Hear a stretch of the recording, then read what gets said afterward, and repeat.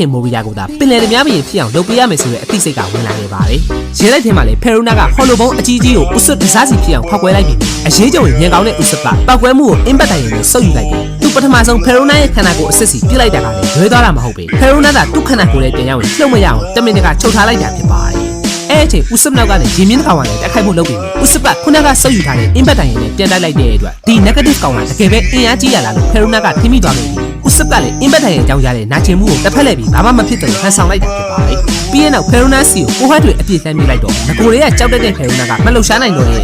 ဥစပ်ကလည်း KG 1000နဲ့ညီများတဲ့10တန်းအလေးချိန်ရှိတဲ့အေယာမတူကြီးကိုထုတ်ပိုင်လိုက်ပါတယ်။ဖယ်ရိုနာအရန်ကိုအထင်သေးခဲ့တဲ့သူကအစ္စလူးမှာခွန်အားအကြီးဆုံးဆိုပြီးနာမည်ရထားတဲ့သူလို့ပြောလိုက်တော့10တန်းကိုတော့မနိုင်တဲ့ဥစပ်ရဲ့ခွန်အားကြောင့်ဖယ်ရိုနာလည်းမျက်စိမျက်နှာပြတ်သွားရပြီးသူကိုယ်တိုင်ကလည်းလုံးဝမပြေးနိုင်တဲ့အချိန်ကိုရောက်နေတာမို့ဘသူ့မှမနှောက်ရှက်တော့ပါဘူးဆိုပြီးအသေးအတန်တောင်းမှမြင်တယ်။ကပတိန်ဥစပ်ကခွင့်မလုပ်ပဲဖယ်ရိုနာကိုအေယာမတူကြီးနဲ့ထူချလိုက်ပါတယ်။ထုံးစံအတိုင်းလူလိန်ဥစပ်ရဲ့ဖိတ်လုံးတွေနဲ့ရေထိုးထားတဲ့တူကြီးဖြစ်ပြီးပောက်ကွဲတဲ့အတိုင်းကြောင့်လက်မီဖယ်ရိုနာကသူ့ဘာသာသတိလစ်သွားတဲ့အတွက်ဒီတိုက်ပွဲမှာ negative လူကဥစပ်နဲ့ကြိုင်လိန်မိတဲ့ဖယ်ရိုနာကအပြတ်အသတ်ရှုံးနေသွားခဲ့ရပါတယ်။မိုးလင်းတဲ့အထိအဲ့အတိုင်းအိပ်ပျော်နေ